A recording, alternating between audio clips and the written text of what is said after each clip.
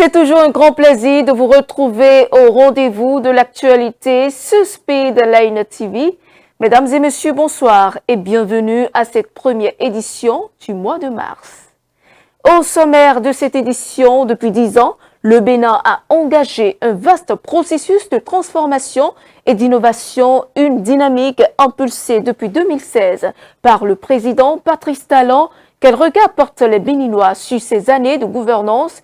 Réponse dans quelques instants. Après une semaine de congé, enseignants et élèves ont repris le chemin de l'école ce jour. En cette journée de reprise, les cours ont effectivement démarré dans les établissements. Plus de précisions dans ce journal.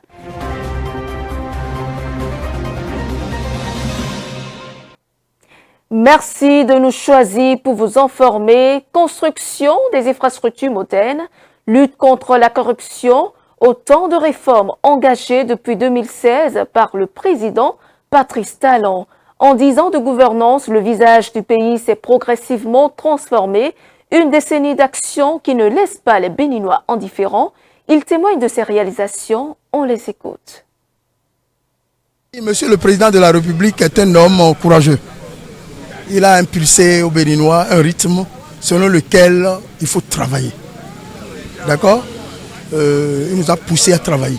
Parce que majoritairement, nous aimons la paresse. Ok? Il nous a inculqué cette leçon-là pour dire qu'il faut travailler avant de manger. Et il s'est occupé des infrastructures routières, c'est très important. D'accord? Il s'est occupé, n'est-ce pas, aussi de la manière dont on prenait nos papiers administrativement, les cartes, etc. Malgré que c'est cher, l'obtention de ces cartes, et il s'est occupé de ça. Il faut regarder l'Amazone. Ça donne aujourd'hui, les touristes viennent. À Ouida, les touristes viennent. Vodundés. Et nous avons tout ça là. Et que le Bénin, c'est pour nous tous. Mais c'est un président qui peut construire. C'est Talon qui peut construire ce pays. Sans les autres, Talon ne voulait pas quelqu'un ni opposant avant de travailler. Et qu'il peut dire tout. Talon, il a le, c'est-à-dire Talon, tout le cerveau de Talon, il est comme Kérékou, il ne parle pas. Mais là où il va, c'est là qu'il va. Ce que Talon a fait, c'est incomparable. Il a relevé le défi de 1960 en 2016. Nous étions effectivement dans un état de bordel, d'anarchie, dans un état sans plan, dans un état rempli de vices. C'est ça que Talon a appelé l'état voyou. Aujourd'hui, on a vu la transformation de l'état voyou en état disciplinaire et prospère. Le patron de la rupture même. Quand le président Talon arrivait au pouvoir, il avait déjà fait un diagnostic. Il dit bon, sur le train de vie de l'État. Bon, son premier objectif, il a réduit les ministères, réduit les directions générales. Dans les cabinets, ce n'est pas tout le monde qui avait de véhicules. Le président Talon, son excellence Athanase Guillaume Talon, a présidé la destinée du Bénin. Et pour ne pas être dans la négation, c'est-à-dire critiquer à l'occidental, il a fait du chemin. Nous voyons la transformation de la physionomie, pour ne pas dire le visage de la ville de Cotonou et celle de l'intérieur. Du bilan de la gouvernance du président Patrice Talon à la reprise des classes ce lundi 2 mars 2026, élèves, instituteurs et directeurs ont repris le chemin de l'école. Les cours ont officiellement repris pour les apprenants.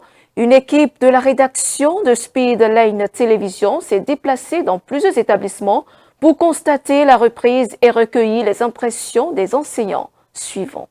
La reprise a été effective dans ce complexe, puisque nous sommes à un complexe ici, dans un complexe à 4 groupes. Et donc la reprise, ça se passe très bien. Les enfants sont déjà dans des conditions de travail. Les enseignants sont présents dans les classes et tout se passe très bien. Les activités pédagogiques prévues pour cette journée se déroulent très bien. Nous sommes déjà aux heures de mathématiques, ça se passe déjà dans les classes.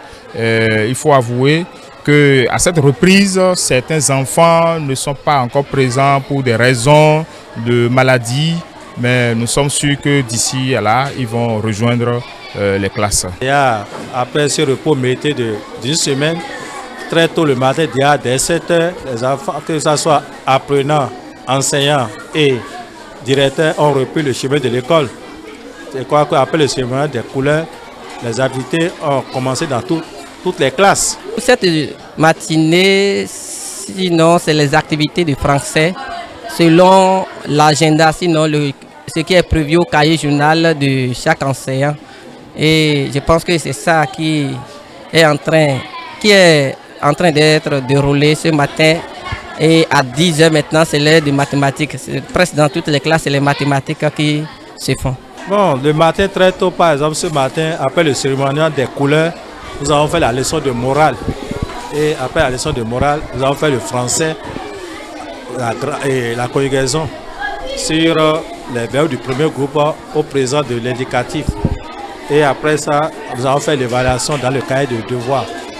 Donc actuellement, c'est l'heure de la mathématique. Mes conseils à l'endroit des élèves, c'est de leur dire de ne pas négliger les cahiers, c'est de redoubler d'efforts et de chercher à mieux apprendre les leçons au jour le jour et faire beaucoup d'exercices.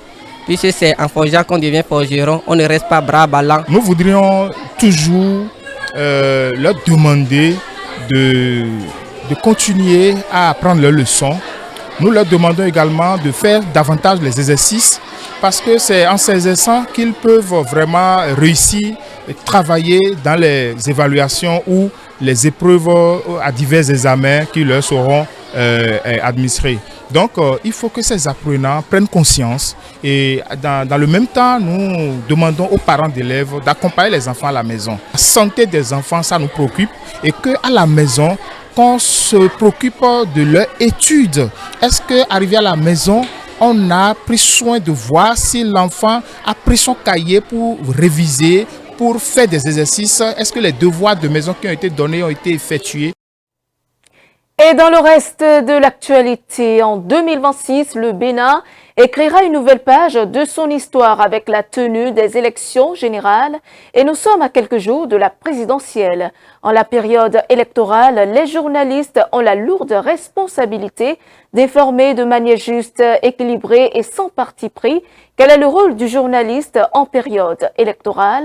Éclairage avec Ulrich Vittel-Arotonji, président de l'ODEM. Le journaliste est un spécialiste de l'information. Et informer, donc, c'est donner la parole à toutes les parties prenantes, c'est équilibrer l'information, c'est dire la vérité de l'information. C'est donc le rôle principal du journaliste dans cette période que nous traversons, préélectorale, électorale et post-électorale, c'est d'informer en qualité et en vérité. Dans le champ politique des adversaires, il faut forcément avoir le son de cloche pour équilibrer votre information. C'est effectivement ce que l'article 2 de notre code de déontologie précise. La responsabilité sociale du journaliste l'amène à publier uniquement les informations dont l'origine, la véracité et les attitudes sont établies. La période préélectorale ou la période électorale, c'est la période donc de vache à lait où il y a beaucoup de ressources qui circulent au niveau des partis politiques, des acteurs politiques, parce qu'ils veulent conquérir le pouvoir et donc ils sortent du grand moyen. Le gros risque, c'est qu'on soit entrepris sur des sujets de communication, donc pour positionner ou faire l'image d'un parti politique au détriment d'un autre.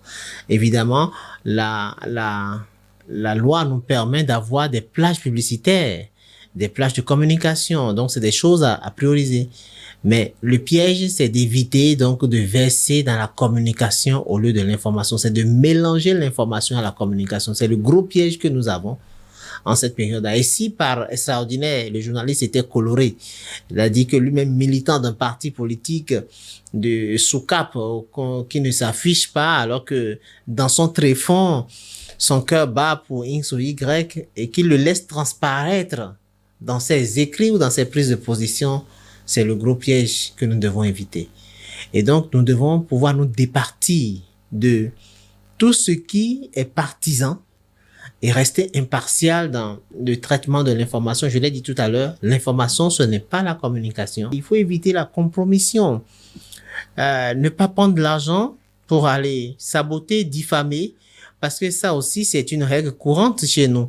Vous avez plusieurs acteurs qui peuvent donc donner des ressources aux médias pour saboter X ou Y. Nous devons éviter ces pièges, en fait. Ce sont des pièges. Parce que dès que vous commencez une fois, vous ne vous arrêtez pas. Donc, il faut éviter des procès inutiles à vos médias en allant donc verser dans des insultes ou des diffamations sans vérifier l'information parce que on a payé l'information, vous écrivez, vous prenez fait et cause sans investiguer. Je pense que c'est des gros pièges qu'il faut éviter en ces périodes. Le bien que je peux souhaiter dans cette période, restons collés aux vertus vraiment que je vais appeler cardinales de notre métier, à savoir la vérité, l'honnêteté, l'exactitude, et donc nous défaire ou nous départir complètement de tout ce qui peut être mercantile au profit de quelques intérêts inavoués. C'est la République que nous construisons ensemble et c'est notre manière à nous, parce que nous avons choisi ce métier, de contribuer à l'édification de notre nation. Et donc, c'est souhaiter que les journalistes puissent faire leur travail en toute responsabilité. Il n'y a pas de liberté sans responsabilité, en toute qualité et sans peur. Parce que également, nous notons beaucoup d'autocensure inutile dans notre environnement aujourd'hui. Il faut que les gens portent des gants professionnels pour aller vers les informations les plus sensibles. Mais quand même aller vers les informations en restant professionnels et en informant le public sur tout ce que nous pouvons savoir. Et ne pas avoir une promiscuité coupable avec les acteurs politiques qui peuvent manipuler, qui peuvent continuer à désinformer, qui peuvent contribuer à passer de la malinformation, de la désinformation. Nous devons rester vigilants. Vigilants pour ne pas tomber dans des pièges parce que en face, nous avons des acteurs qui ont envie de garder ou de conquérir le pouvoir. Et donc, nous devons nous faire notre travail en toute impartialité parce que le public que nous servons est un public qui a besoin d'informations justes, vraies pour se décider. Et c'est la fin de cette nouvelle édition. Mesdames et messieurs, merci de nous avoir suivis. Suivez-nous en continu sur speedlinetv.bj/live et sur nos différents canaux digitaux Facebook, YouTube et TikTok.